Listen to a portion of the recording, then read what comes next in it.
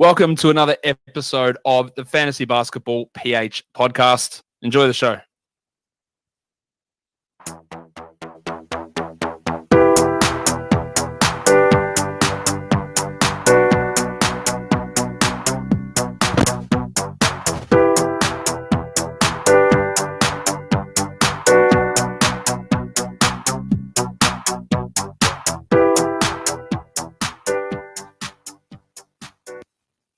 What is up, mga papi? Guess who's back? Back again. What's up, what's up? Ang pagbabalik. Welcome again dito sa Fantasy Basketball PH and I'm your fantasy papi, Papi Roy. Ang pagbabalik, it's been a while, mga paps. Siguro ilang months din yun, no? Medyo na-busy eh. And then, may mga nangyayari dito sa aming close relatives na kinailangan nating magpahinga muna. Pero yun, anyway, kalimutan na natin yun. Ang importante, nagbabalik ulit tayo. Aarangkadahan ulit natin yan ng mga content about fantasy basketball, NBA, and basketball in general. So, welcome back to me and welcome back to everybody. Na-miss ko kayo. Dahil dyan, bibigyan natin ng quick recap yung mga nangyayari in the past weeks. So, feeling ko last na post ata natin is about yung ano ba yung last post natin? Feeling ko yung trade yung na Kemba Walker. Yung trade na huli natin na pag-usapan or na post sa page. Wherein nagbigay tayo ng konting inputs about it. Pero feeling ko kasi yung trade na yun magiging hilaw pa kapag nagbigay tayo ng mas detailed na take natin at as of the moment. Hindi kasi yun lang ang move ng mga teams na involved eh. Like for example, Kemba Walker feel ba ng OKC? Sa kanila na talaga si Kemba Walker? Wala ba sila planong paikutin to or i-rotate or i-trade? So feeling ko mas maganda pag-usapan yan after the trades this coming off season. So doon natin nilagay yan. Pero nonetheless, na-post naman natin siya. So for today, ang gagawin natin, ang pag-uusapan nga natin, ano yung na-miss natin in the past month. So ang pagbabalik nga, tingnan natin, meron tayong top 5 na na-miss this past months or past weeks. Umpisahan natin dun sa mga, medyo ano to non-directly NBA and fantasy. Pero, well, si Luka, naging si Wonder Boy at poster boy ng makabagong NBA this generation, is also our poster boy dito sa NBA 2K. So, this is an achievement for the fans of Luka, for Luka himself, kasi basically, talagang hinahanda na para sa kanya yung malaking stage. Lalo na maganda din yung performance niya dito sa native team niya in preparation for the Olympics, di ba? So, talagang kahit hindi nakapasok ang Mavs, yung mga fans ni Luka dyan at even si Luka talagang mababatak dahil naglalaro pa rin siya. At hindi lang yan para sa mga fantasy aficionado, sa mga NBA fans, para din yan doon sa mga NBA 2K fans. So kung hindi pa kayo familiar kay Luka, kasi ano yun, feeling ko hindi mo basta-basta ma-appreciate si Luka if hindi ka din super involved sa fantasy. Kasi minsan pag casual fan ka lang, titingnan mo lang yung win or loss eh. Tapos hindi ka din nakakapanood lagi, di ba? Compared sa ating mga fantasy managers, kita mo yung stats niya, kita mo yung improvement niya, at kita mo din yung lakas niya starting off the bat nung rookie season pa lang niya, di ba? So, I guess alam ko nauna si Zion last year, pero I guess well deserved to. Sa WNBA si Parker ata kasama din dito sa mga posters. Dirk Nowitzki, KD, Karim Abdul-Jabbar, yan yung mga alam kong kasama sa 2K posters or front page ng 2K for the upcoming NBA 2K22. So yan. Shoutout sa mga fans ni Luka dyan. Isa pa nating pwedeng i-recap na nangyari is itong Space Jam. Kalalapag lang ng Space Jam, no? Ito namang Space Jam, ewan ko, hindi ko pa siya napapanood pero meron na akong Pero papanoorin ko na siya. Baka may nanonood na nahuhuli na namimirata diyan 'no. So sasabihin ko na lang malapit ko na siyang panoorin probably within this week. Pero nakakita ako ng madaming hate about the movie. Mas maganda daw yung luma, hindi daw solid. Ako ang take ko lang naman kasi diyan hindi naman kasi pangmatanda yung movie na 'to on the first place. Feel good movie lang siya. Ang target talaga niya, ang target audience niya is probably tweeners and lower. So I don't expect na makatipong Jesus Shuttleworth yung storyline. Alam mo yun? Tapos kasing fun ng ano, White Man Can't Jump, mga gano'n. Ito pa medyo pang kids 'to, eh. So, I'll give LeBron a pass. Commend ko pa rin siya kasi, he parang tinuloy niya, eh, yung legacy na ginawa ni Michael Jordan in terms of, Space Jam, which is one of the, hit sa takilya in terms of, basketball movies. It doesn't necessarily mean it's the best movie, basketball movie of all time for me. Um Pero andun siya, eh, mas kilala siya, eh. Hindi naman si Jesus Shuttleworth nga baka hindi kilala ng pangkaraniwang, basketball fan, 'di ba? So, Space Jam sure tayo kilala talaga. So, still binubuhat pa rin ni Lebron yung, NBA dito. So, iko-commend pa rin naman natin siya. Pero papanoodin ko pa rin, tingnan natin. I'm sure it's gonna be fun at least dahil kasama ko yung anak ko. Gusto ko lang makita sina Damian Lillard, tingnan natin kung anong storyline niya. Hindi na sexy si ano dito, eh, 'no, si, anong pangalan nun nung babaeng bunny? Si Daisy Bunny, Daisy Bunny, amp. Anyway, isa pang nangyari is nag-open ng Big 3 League. So, dun sa mga hindi familiar, merong Big 3 League na ang talagang head nito, eh, itong si Ice Cube. So, something to take note of dito sa Big 3 League is meron na rin silang fantasy basketball, which is actually, sponsored and, powered by Super Draft. So, Super Draft kung nanonood kayo diyan baka naman. So, gusto ko siyang i-check, titingnan natin. It's, actually the second week of Big 3. Of course, hindi siya gano'n kapangalan or ka-hype katulad ng regular NBA. Pero still, if you're a basketball fan, kung gusto mong makita yung the likes of Joe Johnson na naglalaro pa, andun pa rin pala si ano, sina Mike Bibby naglalaro diyan before a few seasons back. Actually, season 1 naglaro si Iverson diyan. Sina Greg Oden naglalaro ngayon diyan, Birdman, Nate Robinson pala. Marami naglalaro diyan na medyo oldies na. Pati yung mga hindi nakapaglaro ng sana makuha nila sina Jimmer Fever, yung mga nag-China, nagbalik na rin, dito na rin naglaro, katulad nila Jace Move. Nanonood din kasi ako nito, eh, okey din naman siya, eh. Ang talagang gusto ko pa ring panoorin dito yung mga oldies, eh, sina, Mahmoud Abdul-Rauf naglalaro diyan. So, imagine that, gano'n katanda nakakapaglaro pa din. Sobrang, solid na solid pa rin.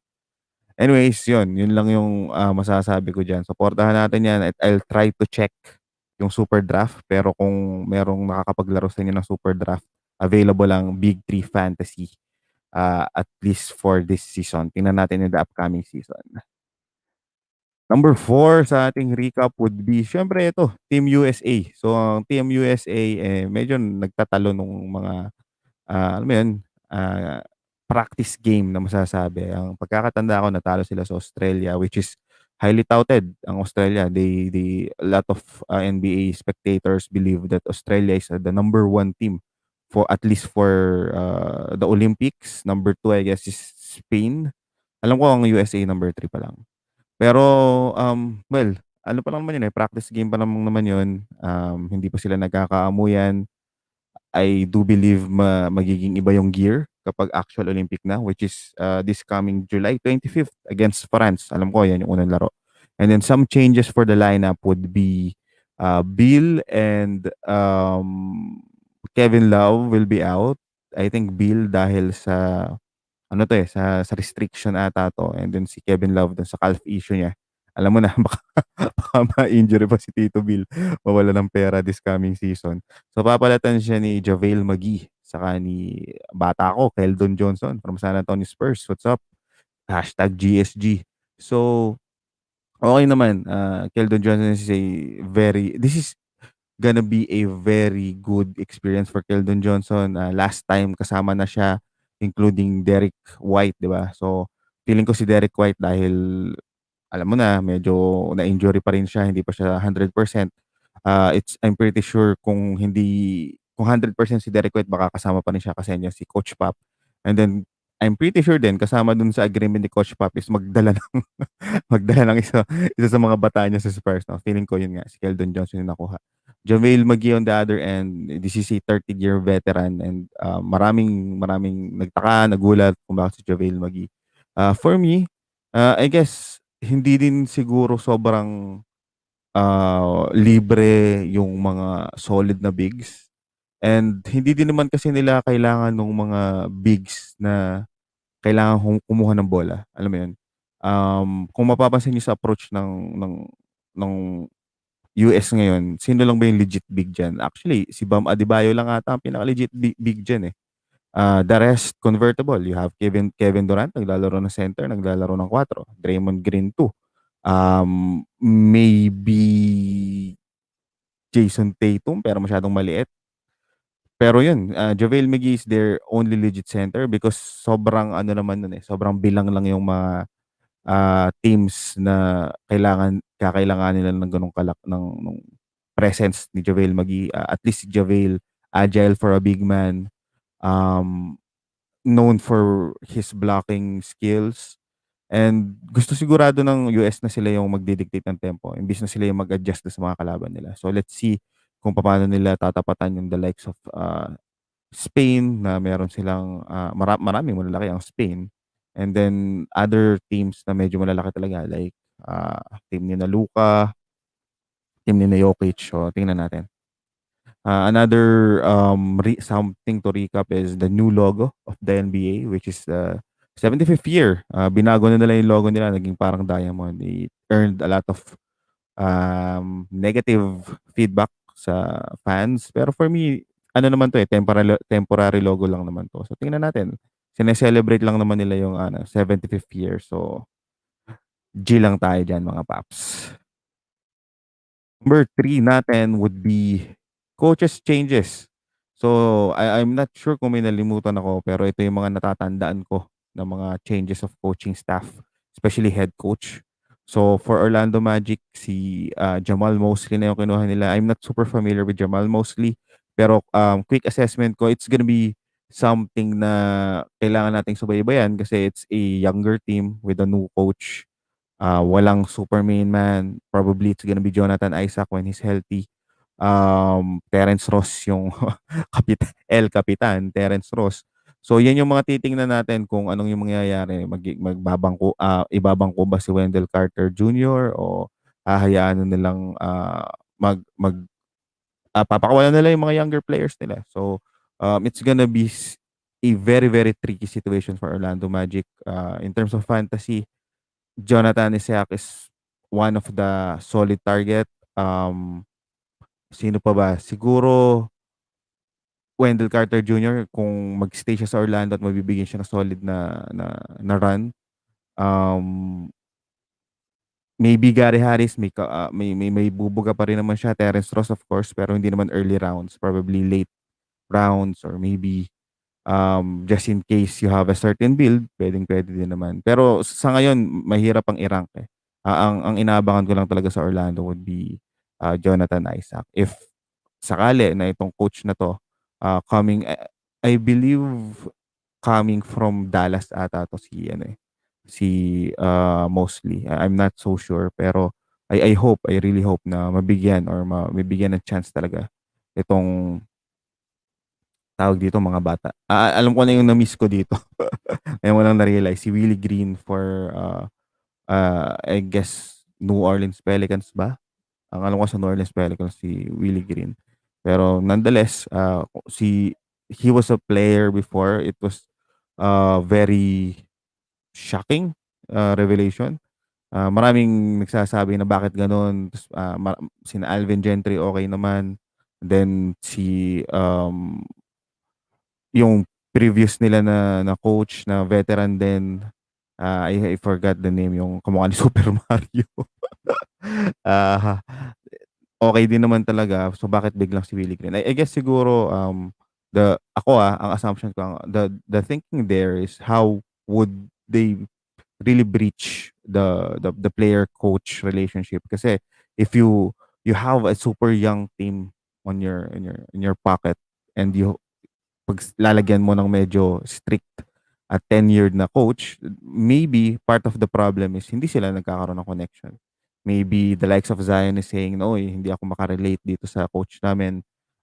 May mga inputs ako na hindi magawa dahil ito yung sistema." I assume it's part of the solution, itong move na 'to. So, let's see. Kasi, dating player and then medyo bata-bata pa, probably, one of actually rookie coach for NBA. So, looking forward kung anong mangyayari.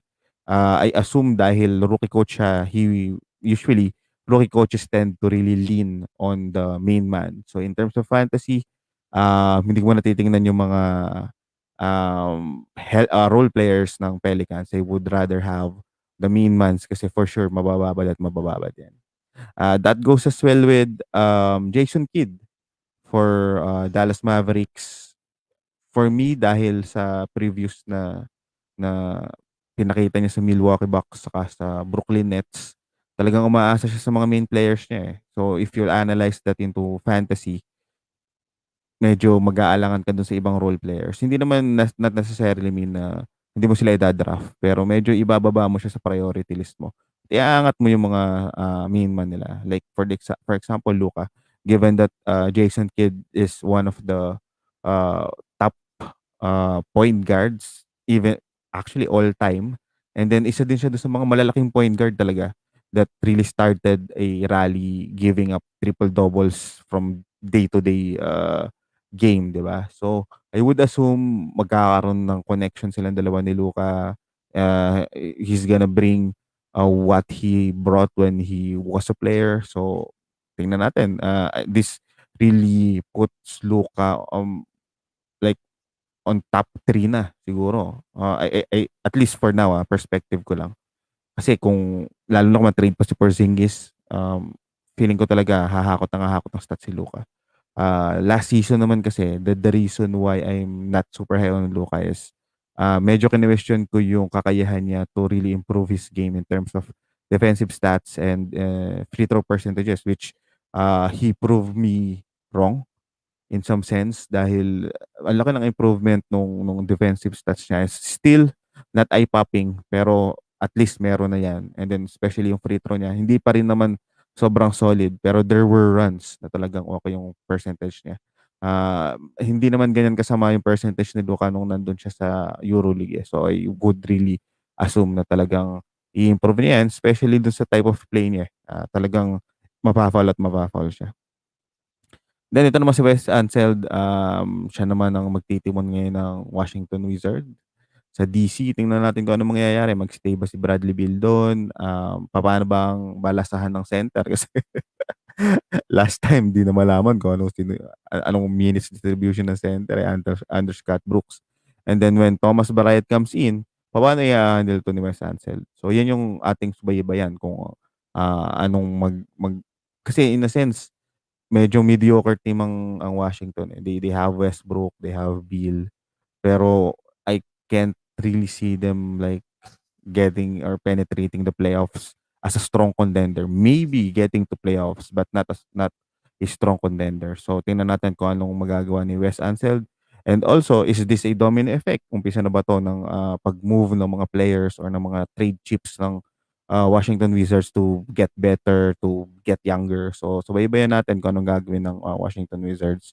And also, dahil wala na si Scott Brooks, tingnan natin kung anong gagawin ni Russell Westbrook. Hindi naman siya pabata na pabata, pero he really had one of his best season last season. Actually, this season, di pa pala tapos. So, it's gonna be something that we to watch out.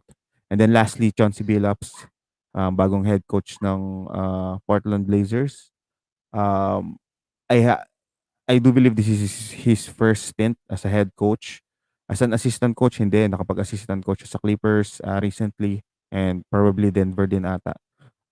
Pero ang masasabi ko lang kay Chauncey Billups, matalinong point guard siya. Not the most athletic guards that you can see, pero composure, merong solid na run sa Detroit. One of the uh, probably most uh, iconic and dramatic run, being an underdog in some sense during that time. Pero sila pa rin yung nag-champ. Walang super all-star nung lineup nila. So with that said, would he carry that mentality? Kasi applicable yan dito sa Portland. Portland is not a big market. They only have Damian Lillard as their star. Sa fantasy, oo. Sasabihin mo na, second rounder si Nurkic and whatnot. Pero in reality, hindi naman sila mga superstar. So probably that's the reason why naging okay din na choice itong si Chauncey Billups because of his background, because of his experience being in a team na wala talagang superstar. So he could really relate doon sa situation. He could really try to make something out of what Portland has. So yan ang masasabi natin sa mga coaches natin. Changes. Number 2 naman natin for our top 5 recap the past weeks. Siyempre, itong NBA Draft Lottery. So ito na nga ang lineup ng lottery natin. Pistons, Rockets, Cavs, Raptors, Magic ang top 5, followed by Thunder, Warriors, Magic, Kings at Pelicans sa top 10. At Hornets, Spurs, Pacers, Warriors naman hanggang 14. So, i-expect ba natin ang tambalang Cade Cunningham at Killian Hayes para sa Detroit Pistons? They are lacking a big. So, would they drop Evan Mobley instead? And maybe trade Cade Cunningham or Killian Hayes. I doubt na ite-trade nila si Killian Hayes. They really love Killian Hayes. So, subaybayan natin kung ano magiging move ng Pistons. Pero ang masasabi ko lang, Rockets will go hard for this draft. I think John Wall might be moved. Other players might be moved because wala na silang dapat gawin eh. This is one of the best draft at least in the next 5 years, with the assumption of, alam mo yun, masyadong, with the assumption of the options available for this draft. So I guess I won't be surprised if Rockets will go all in and try to really get those solid drafts and maybe do some trades with the Pistons and even with the Cavs. Pero top 5 ang parang speculative na tinitingnan ng mga tao, no, at mga analysts. Siyempre, Cade Cunningham, you have Evan Mobley, you have Jalen Green, you have Jonathan Kuminga, and Jalen Suggs. So yan yung limang nating pag-uusapan malamang. Pero gagawa tayo ng episode para dyan, katulad nung ang unang-unang episode ng Fantasy Basketball PHs about rookie draft. So yun ulit yung gagawin natin this off-season. Pero personally, I'm really excited with Josh Giddey, an Australian sensation. Search nyo yan. Solid maglaro, triple-double machine in the future. And itong isa pa nga si Alperen Sengun. Ito naman isang 18-year-old Turkish MVP. So yan yung mga wild card na napupusuan ko. Sana umabot sa sa Spurs, lalo na si Sengun, pero mukhang hindi eh. Pero Giddey is something that they definitely would be interested just because of his basketball IQ. And wala kasi ang Spurs talaga nung playmaker as of the moment. They are looking at DeMar DeRozan as their playmaker, which is a candidate for a trade or a, I don't know, maybe a buyout. Basta feeling ko posible na ring mawala si DeMar DeRozan. Though I love DeMar DeRozan at Spurs. Pero with the news around, pwede si Giddey kahit na medyo madami ng guards dito sa San Antonio Spurs natin. Pero yeah, medyo biased yung ano ko yun. And then next is the injury of Kawhi Leonard. Anong masasabi natin kay Papi Kawhi? So, nadaklo si Daklo, no?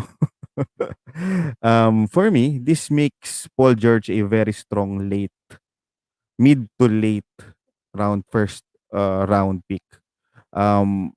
Pero sa ngayon lang yan kasi I'm pretty sure gagawa ng paraan ng Los Angeles Clippers to, do something that will help the team at least until pre-playoffs. Kasi pagbalik naman ni Kawhi, ano naman yan, 100% na for sure yan. Hopefully. And then how Kevin Durant played and Kyrie played. Sino pa nga ba yung medyo nagkaroon ng injury pero pagbalik, and John Wall played. I'm really sure na talagang hindi basta-basta dapat na lalo na kung meron kayong injured slot ha at dalawa yung injured slot mo. I think you still have to draft Kawhi Leonard. Maybe not in the first early rounds or mid rounds, late mid rounds, depende. Depende sa build nyo. Pero ako, kung may pagkakataon, ida-draft ko pa ni si Kawhi. Pero definitely hindi. Hindi ko siya priority. 10th pick, pwede. Even 9 pick kung talaga kung okay na yung draft ko, pwede ko na siyang sugulan. So, tingnan natin. Pero si Paul George, I think is a very strong pick. Um, the reason why I'm thinking he could be a mid-round pick, even though yung iba ang tingin sa kanya late round lang or early second round. Kasi early second round na siya this season eh. And then pa si Kawhi and he really delivered. He really bounced back from the previous season and yung butas lang naman ni Paul George is during playoffs kaya nga siya si playoff P, di ba? Pero hindi naman nagmamatter yan dito sa fantasy. Um, isipin nyo na lang kasi the like of Giannis Antetokounmpo. Do you still want to draft Giannis after his performance this season? I'm really scared that especially if Bucks wins, they won't really want Giannis to be, you know, gullible to an injury. Kasi kailangan nila si Giannis eh. So, what does it mean in terms of reality and fantasy? I guess kailangan nilang ipahinga si Giannis. Kakapirma lang ni Giannis. They just had their first stint in the finals.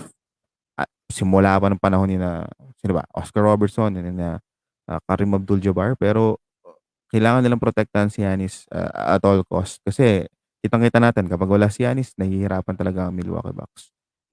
Chris Middleton is not that uh, second all-star that really steps up his game para kapag wala si Giannis. He really do play well pero hindi ko siya nakikita nung takeover capability. Mas kaya pa ni Jrue eh.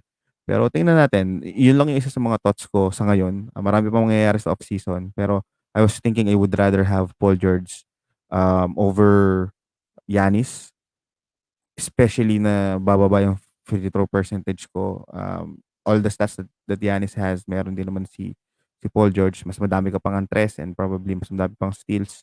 Blocks, pwede mo naman makuha sa iba. So, I'm really high on Paul George, to be honest. Wala namang ibang kukuhanan ng stats ang ano eh. Ang Clippers. Probably this also bumps Marcus Morris. Maybe yung si Daman natin, si Terrence Mann, pwede din naman. So, tingnan natin. I'm pretty sure hindi kasi mag-stay yung lineup nila na basta ganyan eh. They will definitely think about Zubac, though he played well, pero Ibaka din wasn't able to really play more this season. So, anong gagawin nilang mga moves doon? So, if they get something in the front court na kaya mag-contribute ng malaki, magiging kaagaw ni Paul George yun or magiging kaagaw ng third option nila. So, mababag yung equation natin. So, yan yung mga dapat natin subaybayan dito sa Los Angeles Clippers. Righty. At ang ating number one, syempre, NBA Finals, mga paps. Nagulat ba kayo? Ako, nagulat ako eh. May pinustahan ako. Papi Max, Bisaya, what's up? Kung nanonood ka. Laglag agad eh. Kasi, ano ako nun eh, Saka, Clippers saka Bucks ata ako nun. Hindi, Clippers saka Brooklyn ako. Kaso, parehas may injury eh. Feeling ko kasi hinog na sila para magtapat. Pero, well, nagkaroon ng injury. I do believe na kung hindi na injury si Kawhi at hindi na injury si Harden, it's gonna be a different story. Pero, well, ganun talaga. Ish happen. Anyway, dahil andito na tayo, personally, ano kasi kayo, hindi ako super fan ng pares na team. If I want to go with my heart and as a basketball fan, I really want CP3 to have a ring, di ba? I also like how Devin Booker stepped up. Pero if I'll be logical about it, um, it's going to be Bucks just because they are prepared for this since last season. Wala masyadong nabago. ang meron lang improvement, which is Eric Bledsoe to Jrue Holiday. Uh, and the experience that they have as well. You also have PJ Tucker helping. So feeling ko, again, my heart says Phoenix, shout out kay Papilo. Number one fan ni point guard CP3. I also wanted CP3 to win a ring.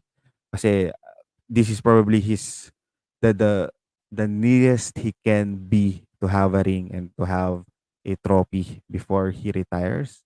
And I guess game 6 is gonna be crucial.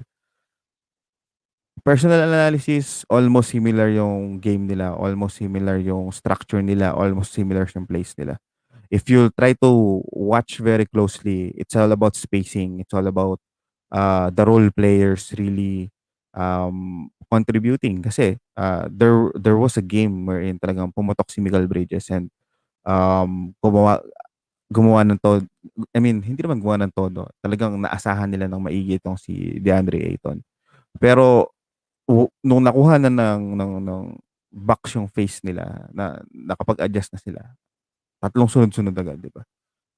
My point there is before the finals, the conference finals, before the playoffs, um there merong mga struggle ang Phoenix Suns eh. Especially with the Andre Ayton not being consistent, not providing any help initially. Um, Saric is down. Talagang si Ayton na yung gagawa. He is a very strong pick next season. Pero for now, for me, questionable pa rin eh. I doubt he can really guard Giannis. He can score, he can rebound, pero that's it. That's it for me for Ayton. Yun yung silbi ni Ayton. So it's definitely gonna be CP3, Devin Booker, Mikal Bridges, and Jay Crowder. For me, sila yung talagang tutulong. And syempre, quality minutes. Yun yung importante. Campaign providing quality minutes. Cam Johnson providing quality minutes. If they can do that, hindi naman tambakan yung laro lagi eh. Actually, almost dikit, almost lahat ng mga laban. Pero, um, yun talaga yun eh. Kasi nitong mga nakaraan, they are both executing their plays. Spacing is good, defense is good, hustle is good. Kalokohan yung nawawala ng puso or something.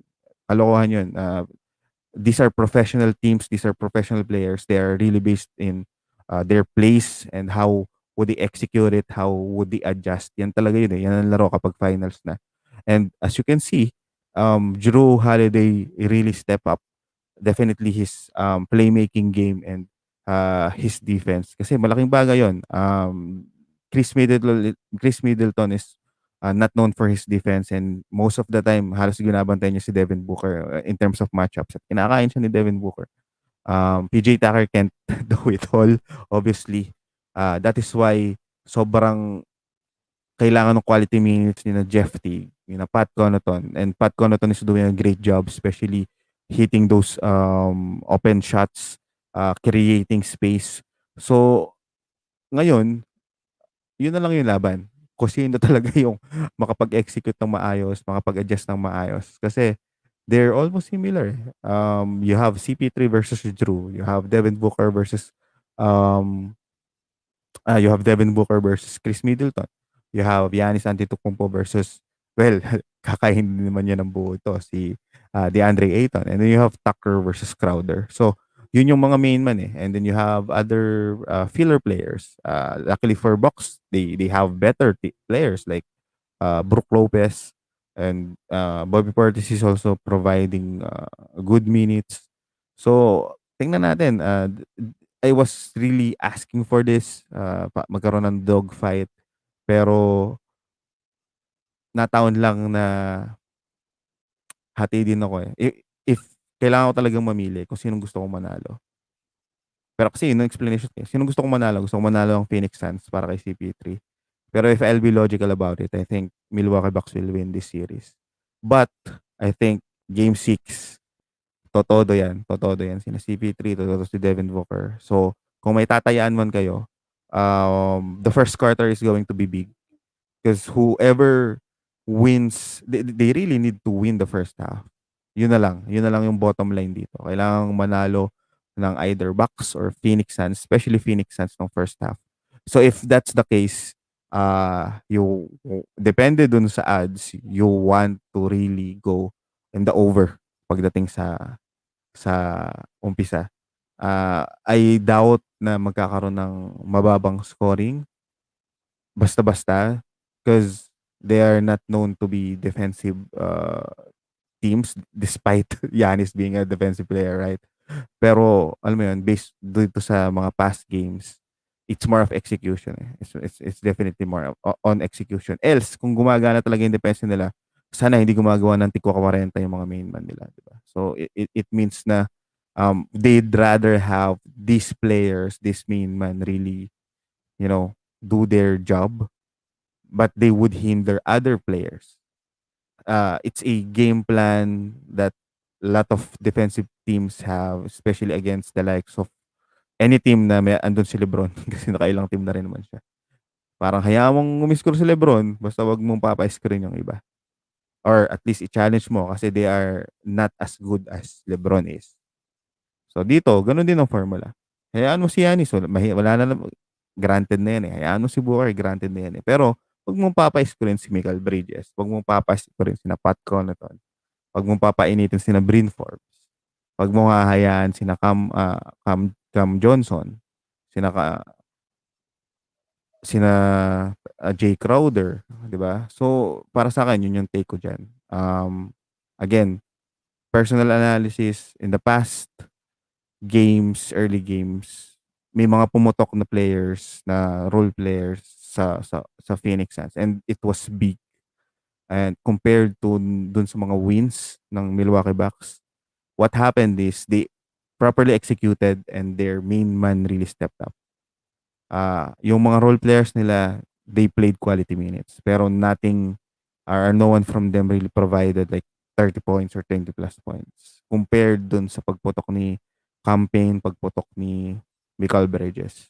So, dun pa lang, makikita mo na yung, ma-assess mo na eh. And then if you go back during regular season, Bucks is really a better team than Phoenix Suns. Arguably. Pero coming dun sa conference, pagdating ng playoffs, it's a different story. Milwaukee Bucks started slow, muntik pa silang masilat. At ito namang Phoenix Suns started strong. So, yun yung take ko dyan. So, again, logically, if I'll just analyze, I'm gonna pick Milwaukee Bucks. If you'll ask me kung sino yung gusto kong manalo, I would definitely pick CP3 and the Phoenix Suns. So, good luck na lang mga paps. Tingnan natin kung ano mangyayari. And if you have any takes dun sa 5 topics na pinag-usapan natin in the past week, comment nyo lang sa ating Facebook, sa YouTube channel, at probably sa Twitter kung pina-follow nyo ako. So with that said, ito ang ating recap game, ang pagbabalik ni Papi Roy. Sunod-sunod na ulit to. I-organize ko lang yung mga content na ilalabas natin. Yung pangako ko with Jonas Nader and Dan Besbris, it's still on. Kakausapin ko lang sila about schedule. Ako yung medyo nawala na schedule eh. So, tingnan natin kung paano natin sila ipapasok. Kyle McEwen will also join us in the start of the season for sure. And then maybe Josh Lloyd again, tingnan natin. And then yung mga friends pa natin internationally kasi alam mo yun, mas naging close tayo sa kanila compared dun sa dito sa ating mga basketball analysts sa Pinas. Medyo wala tayong connection sa kanila eh. Pero susubukan pa rin natin mga paps. Anyways, ayun, happy weekend mga paps. I hope you like this recap video. I hope maganda yung natakal natin. And thank you. Thank you so much mga papi. And malapit na magtapos yung season na to at samahan niyo ako to close it right. And good luck sa atin next season. Mag-abang-abang na tayo. Ang start ng next season is mid-October. Training camp would be September and target date ng start ng season is October 19. So mag-prepare na tayo. Ilang buwan na lang yan mga paps. Again, this is your fantasy papi, Papi Roy.